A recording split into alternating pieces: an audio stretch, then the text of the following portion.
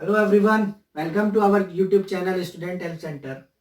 तो आज के इस वीडियो में हम बात करेंगे trigonometrical ratios of specific angles की, है ना। तो इस वीडियो में हम लोग बात करने वाले हैं 45 डिग्री, 0 डिग्री और 90 डिग्रीज के डिफरेंट रेशियोज कैसे निकालते हैं। जैसा कि आप जानते हो कि आपकी बुक में दूसरा सेक्शन है trigonometrical ratios of specific angle. Specific मतलब एक पर्टिकुलर वैल्यू। 0 डिग्री के लिए आपके बुक में है, 90 के लिए है, 45 के लिए है, 30 डिग्री के लिए है, 60 डिग्री के लिए। तो वन बाय वन करके हम एक एक करके सबको डिस्कस करेंगे। इस वीडियो में हम लोग शुरू करने वाले हैं।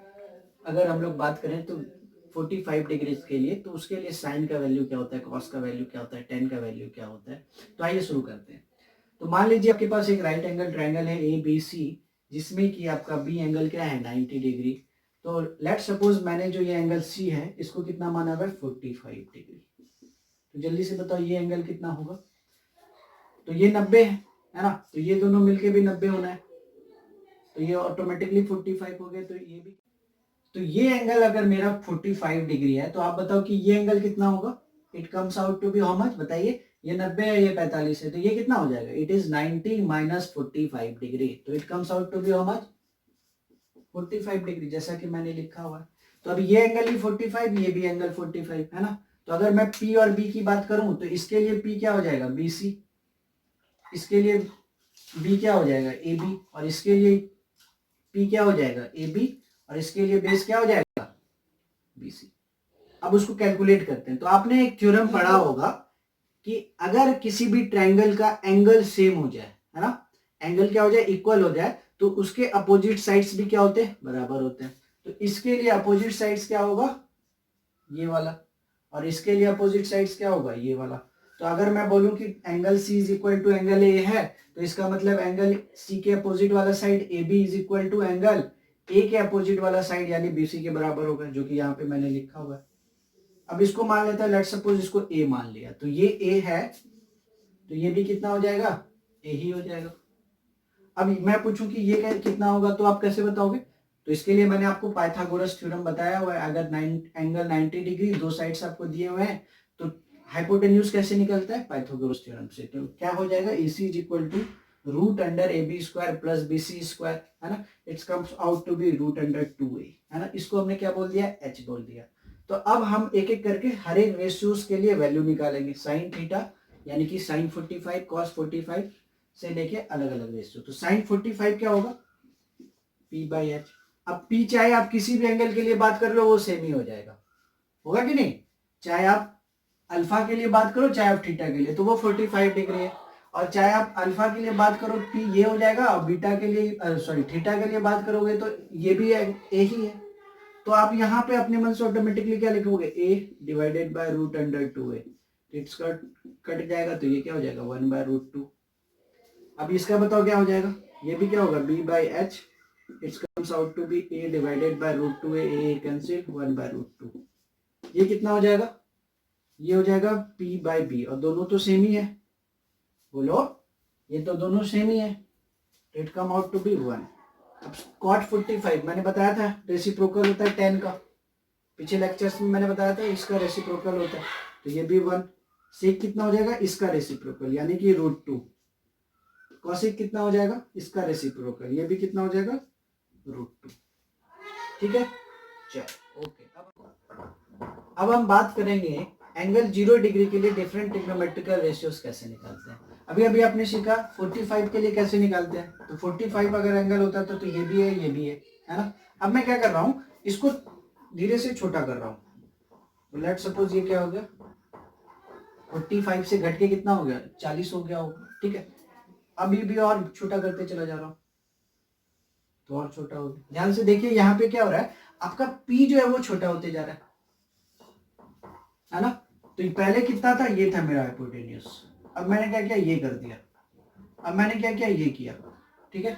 अब क्या करो इसको एकदम जो ये जो एंगल है ये इसको 0 कर दो, क्लियर है। तो ये पहले AC वाला जो हाइपोटेन्यूज था, पहले केस में ये A' यहाँ पे आया होगा, दूसरे केस में A" यहाँ पे, और फाइनली जब मैं B को यहाँ पे इसके मतलब ये वाला जो मार्कर है मैं इसको यहाँ पे ले आऊंगा, तो A वाला जो उठ के यहाँ पे ओवरलैप कर जाएगा कि नहीं बताओ, ओवरलैप करेगा कि नहीं बताइए। तो इस केस में अगर मैं पूछूं कि जो पहले आपका P था वो धीरे धीरे धीरे धीरे क्या हो गया, इट विल बिकम 0, है कि नहीं। और जो आपका B था वो क्या था, BC, वो तो चेंज होने से रहा, लेकिन हाइपोटेन्यूज जो था वो भी तो घट रहा है, घट रहा है, घट रहा है, घट रहा है, घट रहा है, घट रहा है, और घटते घटते किसके बराबर हो गया, BC पे ओवरलैप कर गया। इसका मतलब इस बार हाइपोटेन्यूज भी आपका कितना बन गया, BC बन गया। हाइपोटेन्यूज भी BC बन गया और P आपका कितना है, 0। तो हम लोग साइन में क्या पढ़ते थे, साइन इज 0 इज P/H। तो P अगर ये वाला टर्म 0 है, नीचे आपका कुछ भी हो जाए, it will always 0, B/H। cos 0 क्या पढ़ते थे, B/H, और B और H दोनों BC ही है, तो यहाँ पे B और H क्या है, आपस में बराबर है। समझ पा रहे हैं, B और H क्या है, बराबर है, तो इसका रेशियो कितना निकल के आएगा, 1। उसी तरह tan 0 क्या हो जाएगा, ये फिर से 0 divided by something is always 0। अभी ये वाला टर्म क्या होगा, बताओ ध्यान से बच्चों, नहीं नहीं नहीं, 0 नहीं होगा। अभी ये क्या होता था, रेसिप्रोकल ऑफ tan का वैल्यू है ना, इसको हम लोग ऐसे लिख सकते हैं 1/tan 0, ठीक है। तो 1/0 इज नॉट डिफाइंड, किसी भी नंबर को हम लोग 0 से डिवाइड नहीं कर सकते बच्चों, ये ध्यान रखिएगा, ठीक है। इसी चीज पे आगे हम लोग 11th में जब जाते हैं तो काफी डिस्कशन होता है। अभी तक के लिए फिलहाल आप ये बात याद रखिए कि किसी भी नंबर को हम लोग 0 से डिवाइड नहीं कर सकते, 0 में डिवाइड कर सकते हैं लेकिन 0 से डिवाइड नहीं कर सकते हैं, तो दिस इज अनडिफाइंड। और इसी का एक सिंबल दिया गया है जिसको हम लोग इन्फिनिटी के नाम से जानते हैं। Basically this is a symbol for undefined quantities. चलिए आगे हम लोग बात करेंगे, सेक 0 क्या हो जाएगा, तो ये cos 0 का वैल्यू 1 था और ये रेसिप्रोकल होता था cos का, तो 1/cos 0 हम इसको लिख सकते हैं, इट इज ऑल्सो 1। cosec क्या हो जाएगा, 1/0, तो फिर से ये भी क्या हो जाएगा, अनडिफाइंड। ठीक है बच्चों, समझ में आ गया। अब हम बात करेंगे ट्रिग्नोमेट्रिकल रेशियोज ऑफ 90 डिग्री, है ना। तो इसमें हम लोग 90 डिग्री पे ट्राई करेंगे कि डिफरेंट एंगल्स की वैल्यूज, डिफरेंट रेशियोज के 90 डिग्री पर रेशियोज के क्या वैल्यूज होते हैं, ठीक है। तो पिछले 0 डिग्री में हम लोग क्या कर रहे थे, ये वाला एंगल अगर आप इसके लिए कैलकुलेशन कर रहे थे तो लेट सपोज ये पहले कितना था, 45 डिग्री, है ना। तो हम लोग ये वाला जो ए पॉइंट है इसको शिफ्ट करा रहे थे धीरे धीरे धीरे धीरे बी की तरफ, ठीक है। तो ये ऑटोमेटिकली जो ये वाला हाइपोटेन्यूज है आपका शिफ्ट होते हुए इस पे ओवरलैप कर जा रहा था, तो ये ऑटोमेटिकली एंगल आपका कितना हो जा रहा था, 45 डिग्री, यानी ये घट रहा था, ठीक है। अब हम क्या करेंगे, इस सी पॉइंट को इधर की तरफ ले जाएंगे। तो मान लो ये सी पॉइंट अभी यहाँ पे है, यहाँ पे इसका वैल्यू 45 डिग्री है, ठीक है। तो इसका भी वैल्यू क्या होता होगा, 45 डिग्री ही होता होगा, ठीक है। ये हम पहले ही सीख चुके हैं यहाँ पे।